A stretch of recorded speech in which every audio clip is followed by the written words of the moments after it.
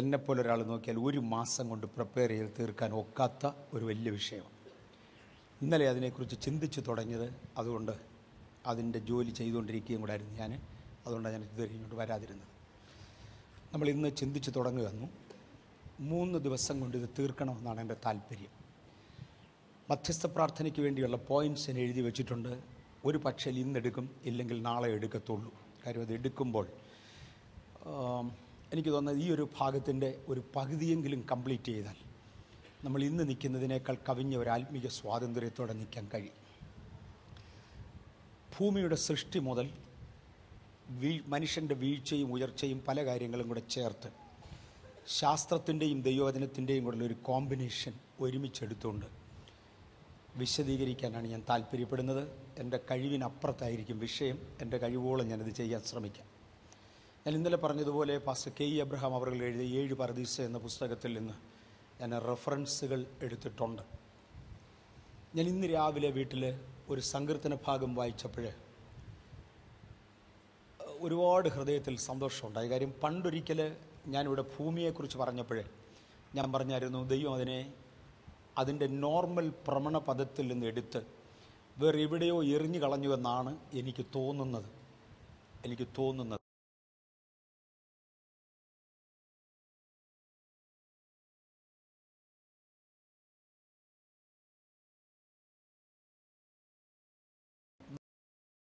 ത്തിൽ നിന്ന് എടുത്ത് എവിടെയോ കളഞ്ഞതായിട്ടാണ് തോന്നുന്നത്. ഇന്ന് സങ്കീർത്തനം വായിച്ചപ്പോൾ ദൈവം ഭൂമിയെ താൻ അതിനുവേണ്ടി നിയമിച്ചിരുന്ന സ്ഥലത്തേക്ക് മാറ്റി എന്നൊരു വാക്യം കണ്ടു. താൻ അതിനുവേണ്ടി നിയമിച്ചിരുന്ന സ്ഥലത്തേക്ക് മാറ്റി എന്ന് പറഞ്ഞാൽ ഞാൻ പറഞ്ഞത് വളരെ കറക്റ്റായിരുന്നു എന്ന് എനിക്ക് ഉറപ്പായി. എനിക്ക് ഒരു ഏരിയയിൽ നിന്ന് ഇതിനു മുമ്പ് എനിക്ക് അങ്ങനത്തെ അനുഭവം ഉണ്ടായിട്ടുണ്ട്. ഞാനിവിടെ പറഞ്ഞു കാണും. ആത്മയുദ്ധത്താൽ സഭാ വളർച്ച എന്ന വിഷയം നമ്മളിവിടെ ഒരു പുസ്തകമായി എഴുതുമ്പോൾ ഒരിക്കൽ തൃശ്ശൂർ വെച്ച് ദൈവം എനിക്ക് തന്ന ഒരൊറ്റ വെളിപ്പാടിനെ ബേസ് ചെയ്തുകൊണ്ടാണ് അത് മൊത്തം എഴുതിയത്. ആ പുസ്തകം മുഴുവനും തന്നെ അതിൻ്റെ പ്രധാന മീനിങ് തൃശ്ശൂരിൽ വെച്ച് ദൈവം എന്നെ ഏൽപ്പിച്ച ഒരൊറ്റ വെളിപ്പാടായിരുന്നു. ആ വെളിപ്പാടിനകത്ത് ദൈവരാജ്യം എന്നതിനെക്കുറിച്ച് ഒരു വാക്ക് ദൈവം എനിക്ക്, ഞാൻ ഇപ്പോഴാ വാക്ക് ഓർക്കുന്നു പോലുമില്ല, തിരിച്ച പുസ്തകം വായിക്കണം. ദൈവരാജ്യം എന്നതിനെക്കുറിച്ച് ഒരു വാക്ക് ദൈവം എനിക്ക് തന്നു. സത്യത്തിൽ അതൊരു ദർശനത്തിൽ എന്നോടാരോ സംസാരിക്കുന്നുള്ളൂ. സംസാരിച്ചൊന്നും ആയിരിക്കുകയില്ല, എങ്ങനെയാണെന്ന് എനിക്ക് അറിയാൻ വയ്യ. ദൈവം എങ്ങനെ കമ്മ്യൂണിക്കേറ്റ് ചെയ്തെന്ന് ഞാനിപ്പോൾ ഓർക്കുന്നില്ല. ഒരു ദർശനത്തിൽ എൻ്റെ അകത്ത് കിട്ടിയതാണ്. സാധാരണഗതിയിൽ റെക്കോർഡ് ചെയ്യുന്ന ഒരു സിസ്റ്റം എൻ്റെ കയ്യിൽ ഉണ്ടായിരിക്കും. അങ്ങനെ ഞാൻ ആ വാക്ക് അതിനകത്ത് റെക്കോർഡ് ചെയ്തു. സാധാരണ എപ്പോഴും എൻ്റെ കാണും, ഇന്നും എൻ്റെ ഉണ്ട്. ഇവിടെ നിൽക്കുമ്പോഴല്ല, എൻ്റെ കയ്യിലുണ്ട്. ഞാൻ ആ വാക്ക് റെക്കോർഡ് ചെയ്ത് വെച്ചു. ഞാൻ പലയിടത്തും ആ വാക്ക് പറഞ്ഞു. ഒരിക്കൽ ഒരു രാജ്യത്ത് വെച്ച്, അമേരിക്കയിലെ ഒരു സ്ഥലത്ത് വെച്ച് ഞാൻ ആ വാക്ക് പറഞ്ഞ ഉടനെ ഞാൻ തിരിച്ച് വീട്ടിൽ വന്നു കഴിഞ്ഞപ്പോൾ ഒരു സഹോദരൻ എന്നെ കറക്റ്റ് ചെയ്ത് വെച്ച് പറഞ്ഞ വാക്ക് അങ്ങനല്ല വാക്ക് ബെസിലിക്ക എന്നായിരുന്നു എൻ്റെ ഹൃദയത്തിൽ കിട്ടിയത്. ബെസിലിയ എന്ന് അദ്ദേഹം അത് കറക്റ്റ് ചെയ്തു. എന്നോട് പറഞ്ഞ വാക്ക് ബെസിലിയ എന്നാണ്. ഞാൻ പറഞ്ഞു നോ, ബെസിലിക്ക എന്നാണ്. ഞങ്ങൾ രണ്ടുപേരും കൂടെ ഒത്തിരി സംസാരിച്ചു. ഇവിടെ ഈ പുള്ളി പറഞ്ഞ് ഞങ്ങൾ സംശയഛേദനം വരുത്തിയേക്കാം, വരാമെന്ന്. അദ്ദേഹം പോയി അത് ഉപയോഗിച്ചിരിക്കുന്ന ഒറിജിനൽ ഗ്രീക്ക് വാക്കെടുത്ത് എന്നെ കാണിച്ചു. ബെസിലിയ എന്ന് തന്നെയാണ്, ബെസിലിക്ക അല്ല, ബെസിലിയ എന്ന് തന്നെയാണ്. അപ്പം ഞാൻ തോറ്റു എന്ന് ഞാൻ സമ്മതിച്ചു. എനിക്കൊരു കാര്യം എന്നെ തെളിയിച്ചു തന്നാൽ ഞാൻ സമ്മതിക്കും. ദൈവത്തിൻ്റെ മഹാകരുണയാൽ ആ മനുഷ്യൻ്റെ കയ്യിൽ കംപ്ലീറ്റ് ബൈബിളിൻ്റെ ഓഡിയോ ഫോമുണ്ട്. അദ്ദേഹം പറഞ്ഞു, നമുക്കൊരു കാര്യം ചെയ്യാം, ഒരു പ്രാവശ്യം കൂടെ. ഇനിയും പാസ്റ്റർ ഇത്രയും ആർഗ്യൂ ചെയ്തൊരു കാര്യത്തിന് ഞാനിത് കാണിച്ചു തന്ന ഉടനെ അങ്ങ് സമ്മതിച്ചു, ഒറ്റയടി. നിൻ്റെ ഇരിക്കുന്ന തെറ്റാന്നൊന്നും പറയാതെ. അതുകൊണ്ട് നമുക്കതിൻ്റെ ഓഡിയോ ഫോമും കൂടെ ഒന്ന് കേട്ടേക്കാം എന്ന് പറഞ്ഞ് ഞങ്ങൾ ഓഡിയോ ഫോം കേട്ടപ്പോൾ ദാ കിടക്കുന്നു ബെസിലിക്ക. എന്നിട്ടൊരു കമൻട്രി കൊടുത്തിട്ടുണ്ട്, എഴുതുന്നത് ബെസിലിയ എന്നാണെങ്കിലും വായിക്കുന്നത് ബെസിലിക്ക എന്നാണ്. ആ ദൈവം ഏൽപ്പിക്കുന്ന വെളിപ്പാടിൻ്റെ ആ ഗൗരവം തെറ്റത്തില്ല. ദൈവം ഏൽപ്പിക്കുന്ന വെളിപ്പാടിൻ്റെ ഗൗരവം ഇതുപോലെയായിരുന്നു. ഭൂമിയുടെ ഭ്രമണപഥത്തിൽ നിന്നും അതിനെ ദൈവം എടുത്തു കളഞ്ഞു എന്നെനിക്ക് തോന്നുന്നു എന്ന് ഞാൻ പറഞ്ഞു. പക്ഷെ ഇന്ന് ആദ്യമായിട്ടാണ് ആ വാക്യം എനിക്ക് ഹിറ്റ് ചെയ്യുന്നത്. 104-ാം സങ്കീർത്തനത്തിൽ ഞാൻ തോന്നല്ലായിരുന്നു. 104-ന്റെ എത്രാമത്തെ വാക്യമാണ്? നമ്മൾ ആ ഭാഗങ്ങളെല്ലാം കൂടെ കവർ ചെയ്തുകൊണ്ടായിരുന്നു പാൻ തുടങ്ങുന്നത്. എനിവേ, ദൈവം അതിനു വേണ്ടി ഒരുക്കിയിരുന്ന സ്ഥലത്തേക്ക് ഈ ഭ്രമണപഥത്തിൽ നിന്ന് ദൈവം അതിനെ എടുത്തു മാറ്റുകയായിരുന്നു. അപ്പോൾ ദൈവം ഒരുപാട് കാര്യങ്ങൾ ചെയ്തു. ഞാനീ പ്രസ്താവിക്കുന്നത് ഒരു പൊതുസ്ഥലത്തായതുകൊണ്ടും ഒരൊറ്റയാളിനെ പോലും മിസ്ഗൈഡ് ചെയ്തുകൂടാ എന്നുള്ളത് കൊണ്ടും കുറേ ഡേറ്റകൾ എടുക്കുന്നത് വെബ്സൈറ്റുകളിൽ ചെക്ക് ചെയ്തിട്ട് പറയുന്നത് അതുപോലെ അക്യുറേറ്റ് ആണെന്ന് ഉറപ്പ് വരുത്തി എടുക്കാനാണ് ഞങ്ങൾ താല്പര്യപ്പെടുന്നത്. കുറച്ച് പിക്ചർ ഇന്ന് കാണിക്കാൻ താല്പര്യപ്പെടുന്നുണ്ട്. അതിനകത്ത് മിക്കവാറും കമ്പ്യൂട്ടർ ആനിമേഷൻസാണ്. എന്ന് പറഞ്ഞാൽ എങ്ങൊന്നും കോപ്പി ചെയ്തെടുത്തതല്ല, ഞങ്ങൾ തന്നെ വരച്ചുണ്ടാക്കിയതാണ്. അത് സഹോദരന്മാർ അത് കമ്പ്യൂട്ടറിലാക്കി കാണിക്കും. അതുകൊണ്ട് നമുക്കത് പ്രൊജക്റ്റ് ചെയ്യാനായിട്ട് സാധിക്കും. ഇതാ ദൈവിക സൃഷ്ടി എന്ന് ഒക്കെ കിട്ടിയ എത്രാമതായിരുന്നു? 104 എത്രയായിരുന്നു?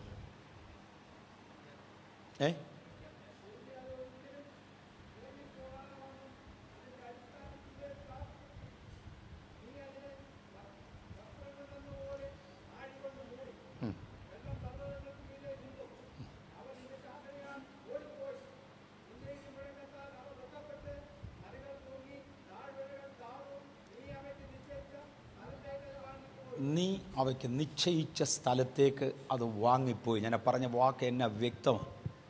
നീ അതിന് നിശ്ചയിച്ച സ്ഥലത്തേക്ക് അത് വാങ്ങിപ്പോയി. ദൈവം ഭൂമിക്ക് വേണ്ടി ഒരു സ്ഥലം നിശ്ചയിച്ചിരുന്നു. അവിടേക്ക് ദൈവം അതിനെ മാറ്റുകയും ചെയ്തു. ഓക്കെ,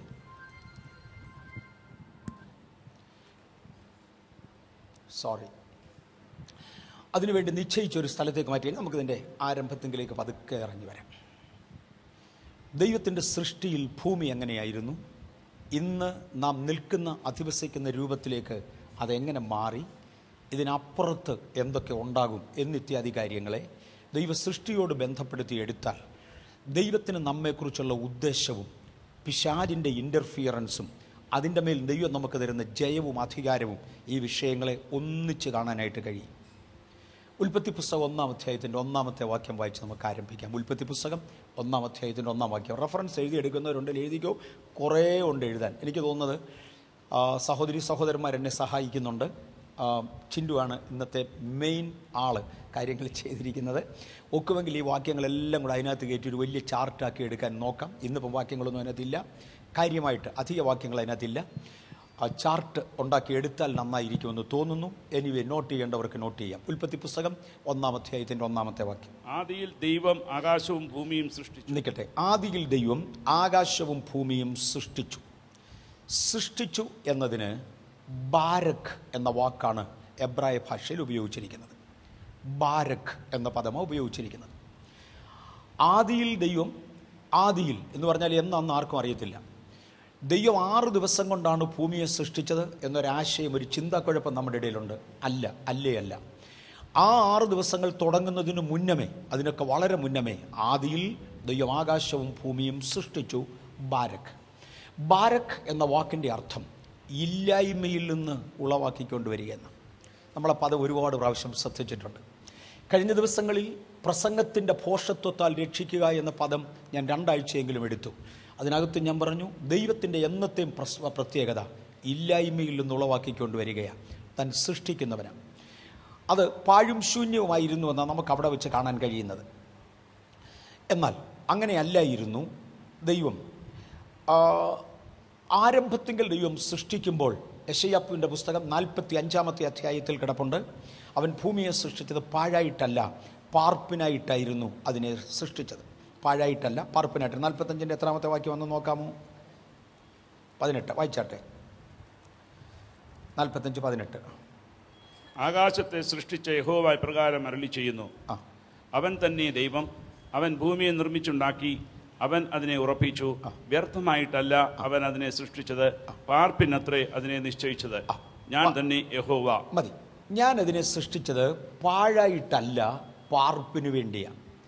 ഭൂമി പാഴും ശൂന്യവും ആയിരുന്നുവെന്ന് ഉൽപ്പത്തി 1-1 കാണാം. യെശയ്യാവ് 45:18 പാഴായിട്ടല്ല സൃഷ്ടിച്ചത്, പാർപ്പിനായിട്ടായിരുന്നു സൃഷ്ടിച്ചത്. പിന്നെ ഇതിന് എന്ത് സംഭവിച്ചു? ഇത് പാഴും ശൂന്യവും ആയിത്തീർന്നു. ആയിത്തീർന്ന ചരിത്രത്തെക്കുറിച്ച് ഉൽപ്പത്തി 1-1 പറയുന്നില്ല. ആദിയിൽ ദൈവം ആകാശവും ഭൂമിയും സൃഷ്ടിച്ചു, ഭൂമി പാഴും ശൂന്യവും ആയിത്തീർന്നു എന്നായിരുന്നു സത്യത്തിൽ തർജ്ജമ ചെയ്യേണ്ടിയിരുന്നത്. ആ തർജ്ജമയിൽ ഒരു പെശക് പറ്റിപ്പോയതാണ്. ആദിയിൽ ദൈവം ആകാശവും ഭൂമിയും സൃഷ്ടിച്ചു, ഭൂമി പാഴും ശൂന്യവും ആയിത്തീർന്നു. ഇവിടെ ആദിയിൽ ദൈവം എന്ന പദത്തിന് ഏലോഹീം എന്ന വാക്കാണ് എബ്രായ ഭാഷയിൽ ഉപയോഗിച്ചത്. ഏലോഹീം എന്ന വാക്ക് ബഹുവചനമാണ്. എബ്രായ ഭാഷയിൽ ഈം എന്ന ശബ്ദം ഏതെങ്കിലും ഒരു വാക്കിൻ്റെ ഒടുവിൽ വന്നാൽ അത് ബഹുവചനമാണ്. ഉൽപ്പത്തി 1 തന്നെ 2 പ്രാവശ്യം ഈം ശബ്ദം കാണാം. ആദിയിൽ ദൈവം ആകാശവും എന്നതിന് in the beginning God created heavens എന്നാണ് ഇംഗ്ലീഷിൽ കൊടുത്തിരിക്കുന്നത്. ഷമായീം എന്ന വാക്കാണ് ഉപയോഗിച്ചിരിക്കുന്നത്. ഈം പല സ്വർഗങ്ങൾ. ആദിയിൽ ദൈവം സ്വർഗങ്ങളും ഭൂമിയും സൃഷ്ടിച്ചു. ഷമായീം ഏലോഹീം എന്ന 2 പദം ഒരുമിച്ച് കാണാം. ഏലോഹീം എന്നത് ദൈവത്തിൻ്റെ ബഹുവചന രൂപത്തെയാണ് കാണിക്കുന്നത്. ദൈവത്തിന് ഒരു ബഹുവചനം ഉണ്ടോ? ഉണ്ട്. പിതാവ്, പുത്രൻ, പരിശുദ്ധാത്മാവ് എന്ന 3 വ്യക്തിത്വങ്ങൾ ഒരുമിച്ച് ചേർന്നതാണ് ദൈവം. നമ്മൾ എടുത്തു വരുമ്പം ദൈവത്തിൻ്റെ വചനമാണ്, നമ്മളങ്ങ് താഴോട്ടങ്ങ് ഇറങ്ങും. കുറേ കാര്യങ്ങൾ നമ്മൾ തൊട്ടേ പോകത്തുള്ളൂ. പിതാവ്, പുത്രൻ, പരിശുദ്ധാത്മാവ് എന്ന 3 വ്യക്തിത്വങ്ങൾ ഒരുമിച്ച് ചേരുന്നതാണ് ഏലോഹീം. ഏലോഹീം എന്ന വാക്ക് അവിടെ കാണാൻ കഴിയും. അത് ബഹുവചനമാണ്. നമുക്ക് തെളിവിന് വേണ്ടി ആവർത്തന പുസ്തകം 10:14 നോക്കാം. ആവർത്തന പുസ്തകം 10:14. സ്വർഗങ്ങൾ പലത് എന്ന ആശയത്തിലേക്ക് ആദ്യം പോകാനായിട്ട്, സ്വർഗങ്ങൾ പലത് എന്ന ആശയത്തിലേക്ക് ആദ്യം സ്വർഗവും സ്വർഗാതി സ്വർഗവും ഭൂമിയും അതിലുള്ളതൊക്കെയും നിന്റെ ദൈവമായ യഹോവയ്ക്കുള്ളവ ആകുന്നു. സ്വർഗവും സ്വർഗാതി സ്വർഗവും ഭൂമിയും അതിലുള്ളതൊക്കെയും നിന്റെ ദൈവമായ യഹോവയ്ക്ക്. അപ്പം സ്വർഗം എത്ര ഉണ്ട്? സ്വർഗവും സ്വർഗാതി സ്വർഗവും, സ്വർഗത്തിന് മുകളിലൊരു സ്വർഗമുണ്ട്, അതിനെയും ചേർത്ത് പറയുന്നു സ്വർഗാതി സ്വർഗവും. ആവർത്തനം 32 1 വാക്യം, അത് ഇംഗ്ലീഷിൽ വായിച്ചാലേ കിട്ടത്തുള്ളൂ. ആവർത്തനം 32 1 ഇംഗ്ലീഷിൽ. മലയാളത്തിൽ വായിച്ചോ, അർത്ഥം അതിനകത്ത് ഇല്ലാത്തതുകൊണ്ട് ഇംഗ്ലീഷിലും വായിക്കണമെന്നേ ഉള്ളൂ. 32 1. ആകാശമേ ചെവി തരിക, ഞാൻ സംസാരിക്കാം. ഇംഗ്ലീഷിൽ നോക്കാം ബ്രദറെ പ്ലീസ്. അവിടെ കിടപ്പുണ്ടല്ലാണ്ട് പ്രൊജക്ട് ചെയ്തിട്ടുണ്ട്. Can somebody read from there? ആ സൈഡിൽ നിന്ന് ആർക്കെങ്കിലും വായിക്കാമോ? Give ear, O ye heavens, and I will speak. Heavens, സ്വർഗങ്ങളെ എന്നവിടെ വിളിക്കുന്നത്. 1 രാജാക്കന്മാർ 8:27 അങ്ങ് സ്വർഗത്തിലും. 1 രാജാക്കന്മാർ 8:27. എനിക്ക് തോന്നുന്നത് നമ്മുടെ സഹോദരന്മാരാരെങ്കിലും, നമ്മുടെ കൺട്രോൾ റൂമിൽ ജോലി ചെയ്യുന്ന കുഞ്ഞുങ്ങളാരെങ്കിലും ഒന്ന് ഹെൽപ്പ് ചെയ്യുമെങ്കിൽ അതൊരു ചാർട്ടായിട്ട് അവർക്ക് എടുക്കാൻ കഴിയും. ആനിമേഷൻസ് അവർ കാര്യമായിട്ട് ചെയ്തിട്ടുണ്ട്. We will come into that. സ്വർഗവും സ്വർഗാതി സ്വർഗങ്ങളും എന്ന പദം കാണാം 1 രാജാക്കന്മാർ 8:27. എന്നാൽ ദൈവം യഥാർത്ഥമായി ഭൂമിയിൽ വസിക്കുമോ? സ്വർഗത്തിലും സ്വർഗാതി സ്വർഗത്തിലും നീ അടങ്ങുകയില്ലല്ലോ. സ്വർഗത്തിലും സ്വർഗാതി സ്വർഗത്തിലും നീ അടങ്ങുകയില്ലല്ലോ. ഇനി വായിക്കണമെന്നില്ല. നെഹമ്യ 9:6, സങ്കീർത്തനങ്ങൾ 68:33, സങ്കീർത്തനങ്ങൾ 102:25. ഇവ സ്വർഗം ഒന്നല്ല, സ്വർഗത്തിൻ്റെ മുകളിൽ സ്വർഗമുണ്ട് എന്ന് കാണിക്കുന്നു. എഫ് എസ് ലേഖനം 4:10. നമുക്ക് പുതിയ നിയമത്തിൽ നിന്ന് 2-3 വാക്യങ്ങൾ നോക്കാം. എഫ് എസ് ലേഖനം 4:10. 2-3 വാക്യങ്ങൾ പുതിയ നിയമത്തിൽ നോക്കാൻ പോവാം. ഇറങ്ങിയവൻ സകലത്തെയും നിറയ്ക്കേണ്ടതിന് സ്വർഗാതി സ്വർഗത്തിന് മീതെ കയറിയവനും ആകുന്നു. സ്വർഗാതി സ്വർഗത്തിന്റെ മീതെ കയറിയവനാണ് നമ്മുടെ ദൈവം. എബ്രായ ലേഖനം 4:14 എബ്രായ ലേഖനം 7:26 ഇതേ കാര്യം തന്നെ കാണാം. ഇതിൻ്റെ അല്പം കൂടെ ഒരു വിശദീകരണം അവിടെ പോയേച്ചു വന്ന പൗലോസ് പറയുന്നുണ്ട്. വായിച്ചാട്ടെ. 2 കൊരിന്ത്യർ 12:1-2 വാക്യങ്ങൾ. 2 കൊരിന്ത്യർ 12:1-2 വാക്യങ്ങൾ. അവിടെ പോയിച്ചു. പ്രശംസിക്കുന്നതിനാൽ പ്രയോജനമില്ല എങ്കിലും അത് ആവശ്യമായിരിക്കുന്നു. ഞാൻ കർത്താവിന്റെ ദർശനങ്ങളെയും വെളിപ്പാടുകളെയും കുറിച്ച് പറവാൻ പോകുന്നു. പൗലോസ് അപ്പോസ്തലന്റെ ഒരു അനുഭവത്തെ കുറിച്ച് അദ്ദേഹം പറയുകയാണ്. ഞാൻ ഒരു കാര്യം പറയാൻ പോകുന്നു, ഒരു ദർശനത്തെ വെളിപ്പാടിനെ കുറിച്ച്. വായിച്ചാട്ടെ. ക്രിസ്തുവിലുള്ള ഒരു മനുഷ്യനെ ഞാൻ അറിയുന്നു.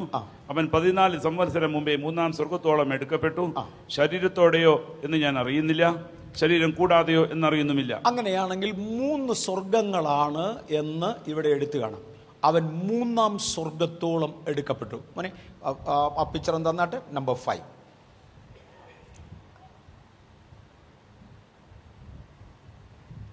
നമ്പർ 5. അണ്ട് അവിടെ ഇടയ്ക്കണ്ട കറുത്ത മാർക്കിട്ട് കാണിച്ചിരിക്കുന്നത് നമ്മുടെ ഭൂമണ്ഡലം എന്നിരിക്കട്ടെ. അതെ, ഭൂമണ്ഡലം. അതിൻ്റെ നേരെ മുകളിലായി മേഘങ്ങൾ ഉൾക്കൊള്ളുന്ന നമ്മുടെ അന്തരീക്ഷം കാണാൻ കഴിയും. നമ്മുടെ അന്തരീക്ഷത്തിൻ്റെ മുകളിൽ നക്ഷത്രങ്ങളെ കൊണ്ട് നിറഞ്ഞിരിക്കുന്ന 2ാമതൊരു മണ്ഡലം കാണാം. അതിൻ്റെ മുകളിൽ ബ്ലാങ്കായി കിടക്കുന്ന 3ാമതൊരു ഭാഗം മാർക്ക് ചെയ്തിട്ടുണ്ട്. അന്തരീക്ഷത്തെയും നക്ഷത്രങ്ങളെ കൊണ്ട് നിബിഡമായിരിക്കുന്ന ഭാഗത്തെയും ഏറ്റവും മുകളിൽ ബ്ലാങ്കായി കാണുന്ന ഭാഗങ്ങളെയും 3 ഭാഗങ്ങളെ ഒരുമിച്ച് ചേർത്തുകൊണ്ടാണ് സ്വർഗം, ഹെവൻ എന്ന ഒറ്റ പദം കൊണ്ട് വേദപുസ്തകം അർത്ഥമാക്കുന്നത്. ഒന്നുകൂടെ ശ്രദ്ധിച്ചു, പ്രൊജക്റ്റ് ചെയ്തിരിക്കുന്നിടത്തോട്ട് നോക്കൂ. ഒന്ന് ഭൂമി, അതിനകത്ത് ചില രാജ്യങ്ങളൊക്കെ മാർക്ക് ചെയ്തിട്ടുണ്ട്, റാദർ ഭൂഖണ്ഡങ്ങൾ അതിനകത്ത് നമുക്ക് ഏറെക്കുറെ കാണാം. ആ ഭൂമിക്ക് തൊട്ട് മുകളിലായി മേഘങ്ങൾ കൊണ്ട് നിറഞ്ഞ നമ്മുടെ അന്തരീക്ഷം മാത്രം കാണാം. ആ അന്തരീക്ഷത്തിന് ഒരുപാട് പ്രത്യേകതയുണ്ട്. അതിനകത്ത് മേഘങ്ങൾ നിൽക്കുന്ന ഒരു ലെയറുണ്ട്. അതിൻ്റെ ഒരു അല്പം കൂടെ മുകളിലോട്ട് മാറിയാൽ ഒരുപാട് വാതകങ്ങൾ കൊണ്ട് നിർമ്മിച്ചിരിക്കുന്ന ഒത്തിരി ലെയറുകളുണ്ട്. F1 ലെയർ, F2, F3 ഇങ്ങനെ കുറേ ലെയറുകളുണ്ട്. ഏറ്റവും മുകളിലായിട്ട് അയണോസ്ഫിയർ ഉണ്ട്. അതെല്ലാം കൂടെ ചേരുന്നതാണ് നമ്മുടെ അന്തരീക്ഷം എന്ന് വിളിക്കുന്നത്.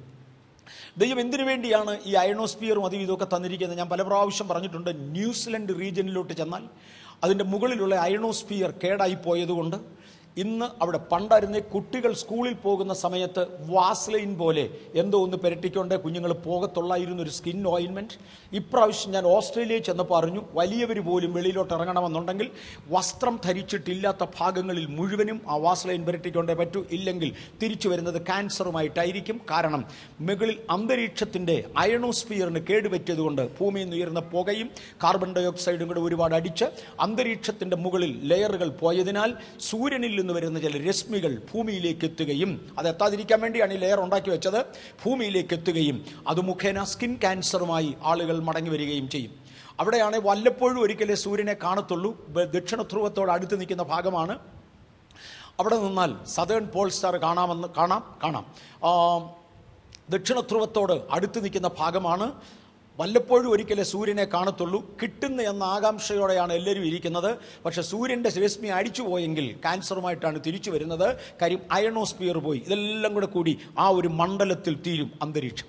ആ അന്തരീക്ഷത്തിൻ്റെ മുകളിലാണ് കോടാനുകോടി നക്ഷത്രങ്ങൾ ഒരുമിച്ചുള്ളത്. നക്ഷത്ര ശാസ്ത്രജ്ഞന്മാരിൽ ഒരാൾ പറഞ്ഞത്, അമേരിക്കൻ ഭൂഖണ്ഡത്തിൻ്റെ മുകളിൽ 9 വാര കനത്തിന് 27 അടി കനത്തിന് ഒരളവങ്ങ് പറഞ്ഞതേ ഉള്ള അങ്ങനെ 27 അടി കനത്തിന് കടൽ തീരത്തു നിന്ന് ലഭിക്കുന്ന കൊച്ചു മണലുകൾ വിരിച്ചാൽ അമേരിക്കൻ ഭൂഖണ്ഡത്തിൻ്റെ മുകളിൽ മുഴുവനും 27 അടി കനത്തിന് കടൽ തീരത്തു നിന്ന് വാരുന്ന മണൽ കൊണ്ട് വിരിച്ചാൽ എത്ര കോടി മണൽത്തരികൾ കാണും. അത്രയും നക്ഷത്രങ്ങളുണ്ടെന്ന്. നക്ഷത്രം അതിൽ കുറയത്തില്ല, നക്ഷത്രങ്ങളുടെ എണ്ണം. അത്രയും നക്ഷത്രങ്ങൾ നിറഞ്ഞ ലക്ഷക്കണക്കിന് മൈലുകൾ വലിപ്പമുള്ള ഒരു വലിയ ഏരിയയെ നമ്മൾ മനസ്സിലാക്കാൻ വേണ്ടി ചിത്രീകരിക്കുകയാണ്. മേഘമണ്ഡലത്തെ ഒന്നാം സ്വർഗമെന്ന് വിളിക്കും. ഒന്നാം സ്വർഗം എന്ന് മേഘമണ്ഡലത്തെ വിളിക്കും, നമ്മുടെ അന്തരീക്ഷത്തെ. നക്ഷത്രമണ്ഡലത്തെ രണ്ടാം സ്വർഗം എന്ന് വിളിക്കും. അതിൻ്റെ മുകളിൽ ബ്ലാങ്കായി വരച്ചു കാണിച്ചിരിക്കുന്ന ഭാഗത്തെയാണ് മൂന്നാം സ്വർഗം എന്ന് വിളിക്കുന്നത്. അതാണ് ദൈവത്തിൻ്റെ വാസസ്ഥലം. ദൈവത്തിൻ്റെ വാസസ്ഥലമെന്ന് നാം വിശ്വസിക്കുന്ന ഭാഗം, അതാണ് മൂന്നാം സ്വർഗം എന്ന് അതിനെ വിളിക്കുന്നു. ഇനി താഴോട്ടൊന്ന് നോക്കിക്കാട്ടെ. ആ ഭൂമിയുടെ പടം തന്നെ നമുക്ക് തിരിച്ചു വരാം. അതിൻ്റെ നേരെ താഴോട്ട് അബ്രഹാമിൻ്റെ മടി എന്ന് അതിൻ്റെ താഴോട്ട് 3 ഭാഗങ്ങൾ കാണാം. ആ 3നെയും കൂടെ ചേർത്താണ് നരകം എന്ന് മലയാളത്തിൽ അവിടെയും ഇവിടെയും തർജ്ജമ ചെയ്തിരിക്കുന്ന തർജ്ജമയുടെ തെറ്റാണത്. പാതാളം എന്ന് പറയുന്ന ഭാഗം. ശാസ്ത്രീയമായി പാതാളം എവിടെയെന്ന് പറയാൻ എനിക്കിതുവരെ അറിയാൻ വയ്യ. എനിക്കറിയാൻ വയ്യാത്തതിൻ്റെ അർത്ഥം ആർക്കും അറിയാൻ വയ്യ എന്നല്ല, എനിക്കറിയാൻ വയ്യ എന്ന് മാത്രമേ അതിനർത്ഥമുള്ളൂ. പാതാളം എന്നറിയപ്പെടുന്ന ഭാഗം അതാ. വേദപുസ്തക പ്രകാരം മാത്രമാണ് ഞാനത് എടുക്കുന്നത്. മറ്റേത് ശാസ്ത്രീയമായിട്ട് എനിക്ക് പറയാൻ അറിയാം, ഇത് ശാസ്ത്രീയമായിട്ട് എനിക്ക് പറയാൻ അറിയാൻ വയ്യ. പാതാളം എന്ന് പറയുന്ന ഭാഗം ഇതാ. ആ പാതാളത്തെ 3ആയി തിരിച്ചിട്ടുണ്ട്. അതിലെ ഏറ്റവും മുകളിലായി കാണുന്ന ഭാഗത്തെ മുകളിലത്തെ പാതാളമെന്നോ അല്ലെങ്കിൽ അബ്രഹാമിൻ്റെ മടി എന്നോ യഹൂദന്മാർ വിളിച്ചിരുന്നു. അതിനെ ഷിയോൾ എന്നാണ് എബ്രായ ഭാഷയിൽ എഴുതുന്നത്. ഷിയോൾ എന്നാണ് അതിനെ എബ്രായ ഭാഷയിൽ എഴുതുന്നത്. ഹെഡീസ് എന്നാണ് ഗ്രീക്കിൽ അതിനെ വിളിക്കുന്നത്. ആ ഭാഗത്തായിരുന്നു പഴയ നിയമകാലത്ത് മരിച്ചുപോയ ഭക്തന്മാരുടെ ആത്മാക്കൾ പോയി വിശ്രമിച്ചിരുന്നത്. നമുക്ക് തിരിച്ചവിടെ വരാം. പഴയ നിയമകാലത്ത് മരിച്ചു പോയിരുന്ന ഭക്തന്മാരുടെ ആത്മാക്കൾ അവിടെയായിരുന്നു പോയി വിശ്രമിച്ചിരുന്നത്. ഞാൻ 1-2 തെളിവുകൾ വേദപുസ്തകത്തിൽ നിന്ന് വേഗത്തിൽ കോട്ട് ചെയ്തിട്ട് പൊതുഭാഗത്തുനിന്ന് അങ്ങ് മാറും. അതിനടുത്തടുത്തോട്ട് നമ്മൾ പോകും. ഉൽപ്പത്തി പുസ്തകം 37:35 നോക്കിക്കാട്ടെ. ഉൽപ്പത്തി പുസ്തകം 37:35. ജനസിസ്.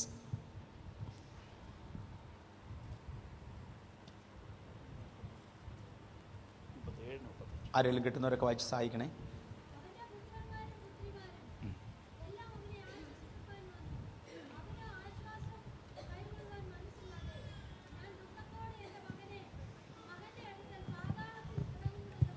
യാക്കോബ് വിളിച്ചു പറയുന്നൊരു പദമാണിത്. യാക്കോബ് എന്നൊക്കെ പറഞ്ഞാൽ ആരാ? ഞാൻ അബ്രഹാമിൻ്റെ ദൈവവും ഇസഹാക്കിൻ്റെ ദൈവവും യാക്കോബിൻ്റെ ദൈവവും എന്ന് സ്വർഗത്തിലെ ദൈവത്തിൻ്റെ സാക്ഷ്യം പ്രാപിച്ച മനുഷ്യൻ്റെ അന്തിമ പ്രത്യാശയാണ്. 2-3 മൈക്കെടുത്തു.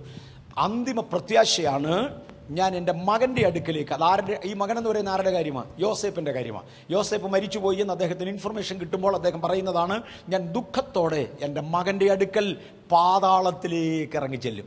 പഴയ നിയമ ഭക്തന്മാരുടെ പ്രത്യാശ പാതാളമായിരുന്നു, വേറെ ഒരു പ്രത്യാശയും അവർക്കില്ലായിരുന്നു. 42:38 നോക്കിയാട്ടെ. ഉൽപ്പത്തി തന്നെ 42:38 യാക്കോബിന്റെ പ്രസ്താവന തന്നെയാണ്. എന്റെ മകൻ നിങ്ങളോട് കൂടെ പോരുകയില്ല, അവന്റെ ജ്യേഷ്ഠൻ മരിച്ചുപോയി, അവൻ ഒരുത്തനെ ശേഷിപ്പുള്ളൂ. നിങ്ങൾ പോകുന്ന വഴിയിൽ അവന് വല്ല ആപത്തും വന്നാൽ നിങ്ങൾ എന്റെ നരയെ ദുഃഖത്തോടെ പാതാളത്തിലേക്ക് ഇറങ്ങുമാറാക്കുമെന്ന് പറഞ്ഞു. വർഷങ്ങൾ കഴിഞ്ഞിട്ടും യാക്കോബിന്റെ ചിന്താഗതിക്ക് ഒരു വ്യത്യാസവുമില്ല. തന്റെ യോസഫ് പോയി, അദ്ദേഹം മരിച്ചു എന്ന് യാക്കോബ് തെറ്റിദ്ധരിച്ചു. ഇപ്പോൾ ബെന്യാമീനെ കൂടെ കൊണ്ടുപോകാൻ വേണ്ടി വന്നിരിക്കുകയാണ്. എൻ്റെ നരയെ ദുഃഖത്തോടെ നിങ്ങൾ പാതാളത്തിലേക്ക് ഇറങ്ങും, എനിക്ക് പോകാനുള്ള സ്ഥലം പാതാളമാണ്. 44:29 വീണ്ടും അക്കാര്യം കാണാം. പോട്ടെ. യോബിന്റെ പുസ്തകം 14:13. യോബിന്റെ പുസ്തകം 14:13. യോബിന്റെ പ്രത്യാശ എന്തായിരുന്നു? പാതാളം അതെന്റെയും പ്രത്യാശ.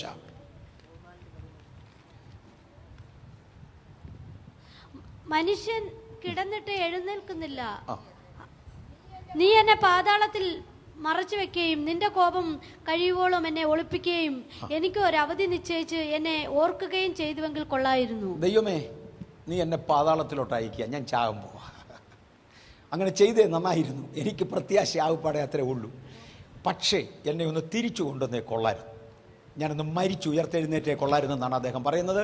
പഴയ നിയമ ഭക്തന്മാരുടെ ഒത്തിരിയുണ്ട്. യോബിൻ്റെ പുസ്തകം 17:13, 1 ശമൂവേൽ 2:6 മുതലായ ഭാഗങ്ങളെല്ലാം പാതാളത്തെക്കുറിച്ചാണ് അവരുടെ പ്രത്യാശയായി ചിത്രീകരിക്കുന്നത്. പഴയ നിയമ ഭക്തന്മാർ മരിച്ചാൽ പോകുന്ന പാതാളം ഇതാണ്. ഇതിൻ്റെ പേര് ഹെഡീസ് എന്നോ ഷിയോൾ എന്നോ പറയുന്ന ഭാഗമാണ്. അതാണ് മുകളിലത്തെ പാതാളം എന്ന് നമ്മൾ കണ്ടത്. എന്നാൽ ആവർത്തന പുസ്തകം അത് തന്നെ പിക്ചർ നമ്മൾ തിരിച്ചു വന്നു. താഴത്തെ അറ്റത്ത് ലോവസ്റ്റ് ഹെൽ, ആവർത്തന പുസ്തകം 32:22 നോക്കാമോ? ആവർത്തനം 32:22 ഇംഗ്ലീഷും കൂടെ ഒന്ന് കാണിച്ചേക്കണേ. എന്റെ കോപത്താൽ നീ ജ്വലിച്ചു, പാതാളത്തിന്റെ ആഴത്തോളം കത്തും. പാതാളത്തിന്റെ ആഴത്തോളം കത്തും. പാതാളത്തിന് ഒരു ആഴമുണ്ട്. ഭൂമിയെയും അതിന്റെ അനുഭവത്തെയും ദഹിപ്പിച്ചു, പർവ്വതങ്ങളുടെ അടിസ്ഥാനങ്ങളെ കരിച്ചു കളയും. ഇത് ഭൂമിയിൽ മുതൽ ആരംഭിച്ച് പാതാളത്തിന്റെ ആഴം വരെ പോകും. ഇംഗ്ലീഷിൽ ഒന്ന് വായിച്ചാട്ടത് 32:22. For a fire is kindled in mine anger and shall burn unto the lowest hell. Lowest hell. Lower hell അല്ല, it's a lowest.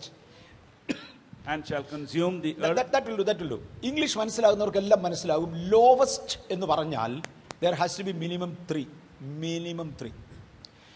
It's not a lower hell, it's a lowest hell. അങ്ങനെയാണെങ്കിൽ ഇതിനിടയ്ക്ക് ഒരെണ്ണം കൂടെ ഉണ്ട്. ഇനി സങ്കീർത്തനങ്ങൾ 86:13. സങ്കീർത്തനങ്ങൾ 86:13.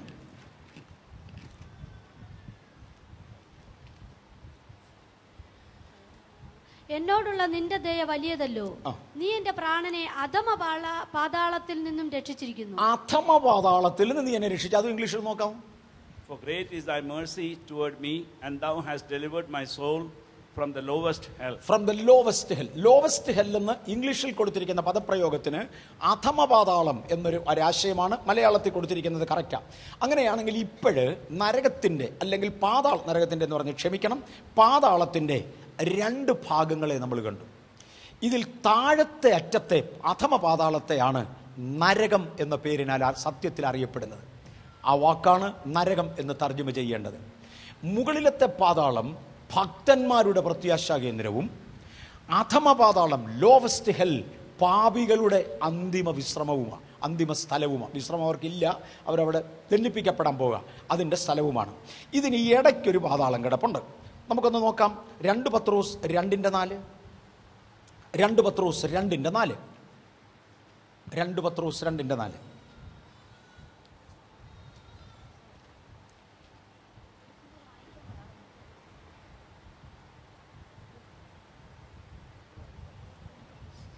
അവനെ അറിഞ്ഞിരിക്കുന്നു എന്ന് പറയുകയും, അതാണ് 2 പത്രോസ് 2:4. പാപം ചെയ്ത ദൂതന്മാരെ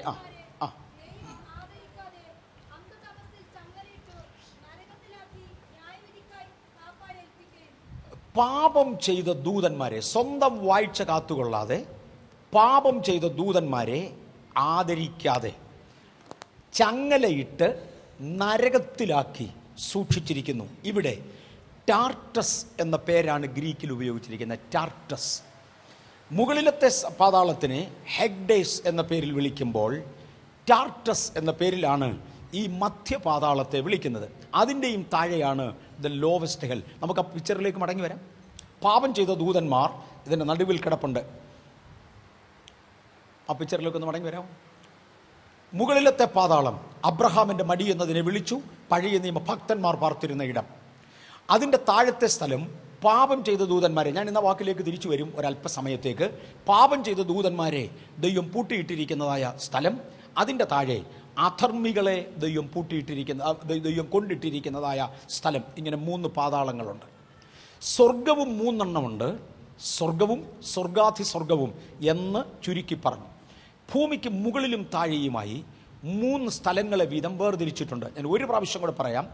മുകളിലേക്കുള്ളതിനെ വിശദീകരിക്കാൻ എനിക്കറിയാം ശാസ്ത്രീയമായി, പക്ഷെ താഴേക്കുള്ളതിനെ വിശദീകരിക്കാൻ എനിക്കറിയാൻ വയ്യ. അതിൻ്റെ അർത്ഥം വേറെ ആർക്കും അറിയാൻ വയ്യ എന്നല്ല. എനിക്ക് തിരുവചനത്തിൽ നിന്ന് മാത്രമേ അത് എടുക്കാൻ കഴിയത്തുള്ളൂ. അത് വിശദീകരിക്കാൻ അറിയാവുന്നവർ ആരെങ്കിലും പറഞ്ഞു തന്നിരുന്നെങ്കിൽ നല്ലതായിരുന്നു. From anywhere contact me. എനിക്കത് പറഞ്ഞു തന്നാൽ നന്നായിരുന്നു. പഴയ നിയമ ഭക്തന്മാരുടെ പ്രത്യാശ അബ്രഹാമിൻ്റെ മടി എന്ന് വിളിക്കപ്പെടുന്ന പാതാളത്തിൻ്റെ മുകളിലത്തെ തട്ടായിരുന്നു.